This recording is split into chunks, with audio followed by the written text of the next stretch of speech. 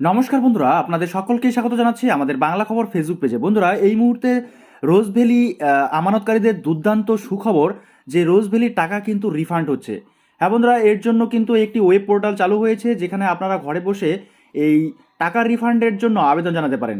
তো বন্ধুরা, এখানে দেখতে পাচ্ছেন রোজ ভ্যালির অফিসিয়াল রিফান্ডের যে অফিসিয়াল ওয়েবসাইট, সেই ওয়েবসাইটে আমরা এখন আছি। তো এখানে আপনারা দেখতে পাচ্ছেন এই home, background, about, companies, news and notice, investor and upload certificate.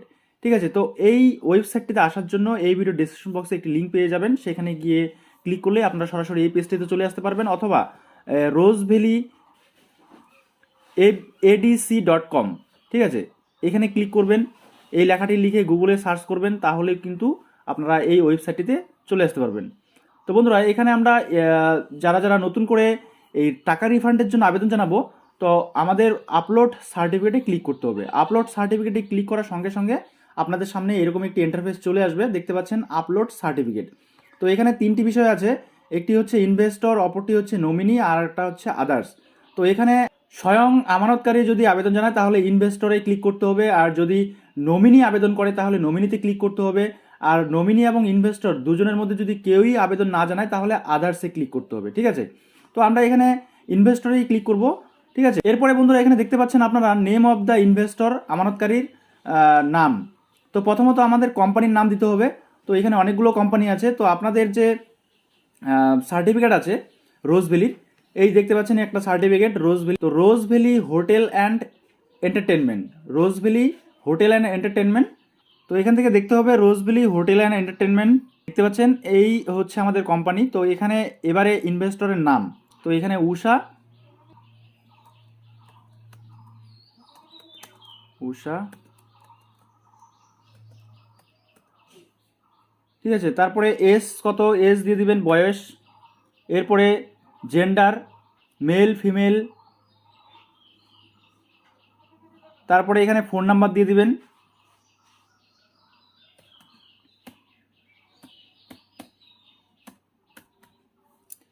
Phone number দেওয়ার পরে এখানে আইডেন্টি দিয়ে দিবেন। এখানে যদি আপনি আধার কার্ড দেন তাহলে এখানে আধার কার্ডের নাম্বার দিতে হবে, প্যান কার্ড দিলে প্যান কার্ডের নাম্বার, পাসপোর্ট দিলে পাসপোর্টের নাম্বার, ভোটার কার্ড দিলে ভোটার কার্ডের নাম্বার। তো এখান থেকে আমরা আধার কার্ডটাই সিলেক্ট করব। আধার কার্ড দেওয়ার পরে এখানে আমাদের আধার কার্ডের নাম্বারটা দিতে হবে। তো আধার কার্ডের নাম্বার বসানোর পরে এখানে আপনাদের সেকেন্ড আমানতকারী, অর্থাৎ যে দ্বিতীয় আমানতকারী যদি কেউ থাকে তাহলে তার নাম দিতে হবে এখানে, আর বয়স দিতে হবে, জেন্ডার দিতে হবে। তো যদি দ্বিতীয় আমানতকারী আমরা নাম না দিতে চাই তাহলে কোনো অসুবিধা নেই। তারপরে এখানে কিন্তু আমানতকারীর পিতা বা স্বামীর নাম। ঠিক আছে, এরপরে এখানে অ্যাড্রেস দিতে হবে।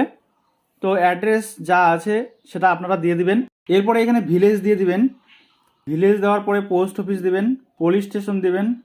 এরপর এখান থেকে স্টেট সিলেক্ট করবেন, স্টেট আমাদের ওয়েস্ট বেঙ্গল। এরপর ডিস্ট্রিক্ট সিলেক্ট করবেন, এখান থেকে ডিস্ট্রিক্ট সিলেক্ট করার পরে এখান থেকে পিনকোড সিলেক্ট করবেন। তারপর এখানে আমানতকারীর ব্যাংক ডিটেলস দিতে হবে, যে ব্যাংক অ্যাকাউন্টে আপনারা টাকাটা রিফান্ড পেতে চান। তো আমানতকারীর ব্যাংকের অ্যাকাউন্টের বিস্তারিত। তো এখান থেকে আপনারা ব্যাংক সিলেক্ট করবেন। তো এখান থেকে আমরা ব্যাংক অফ ইন্ডিয়া সিলেক্ট করলাম। এরপরে নেম অফ দ্য ব্রাঞ্চ, ব্রাঞ্চের নাম, name of the branch code.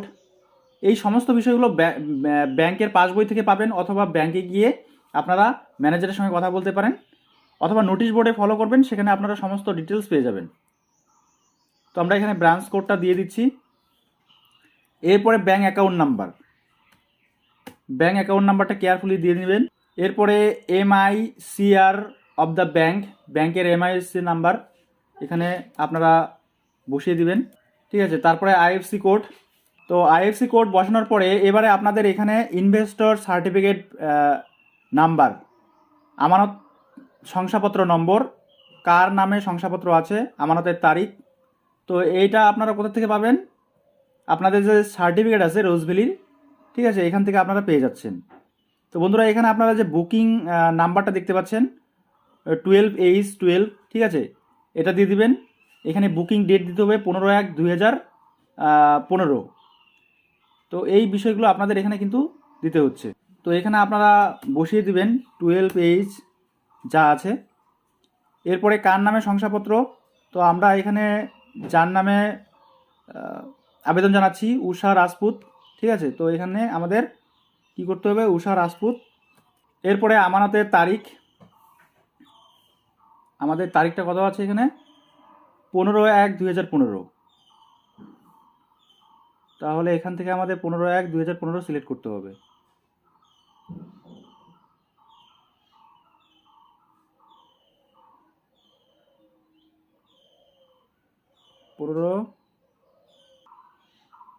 January 15।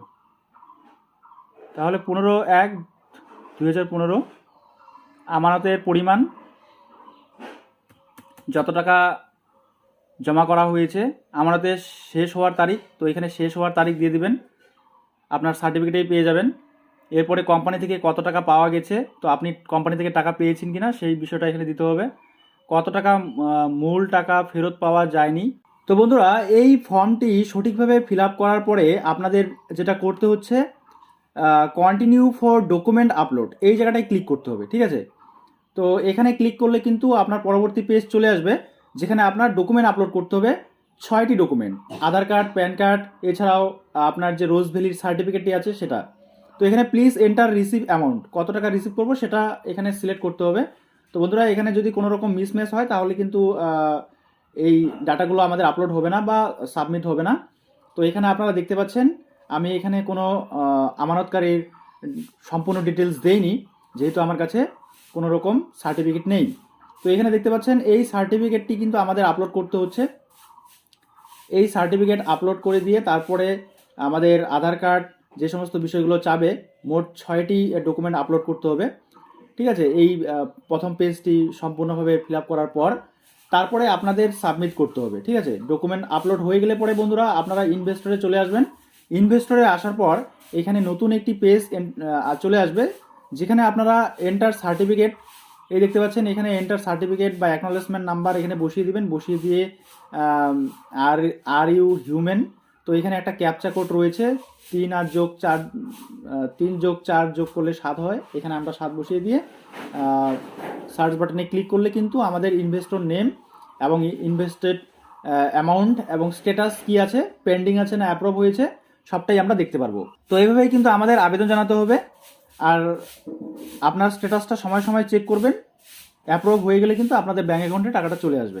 তো বন্ধুরা, আশা করি মোটামুটিভাবে আপনাদেরকে বোঝাতে পেরেছি। যদি আপনাদের ভিডিওটা ইনফরমেটিভ বা হেল্পফুল বলে মনে হয় তাহলে অবশ্যই ভিডিওতে একটি লাইক দিতে ভুলবেন না। পেজটিতে নতুন হয়ে থাকলে অবশ্যই ফলো করে রাখবেন পরবর্তী এই ধরনের প্রয়োজনীয় এবং অতি গুরুত্বপূর্ণ ভিডিওর আপডেটগুলো সময় সময় সবার আগে পাওয়ার জন্য। তো আজকে এই পর্যন্তই। Thanks for watching.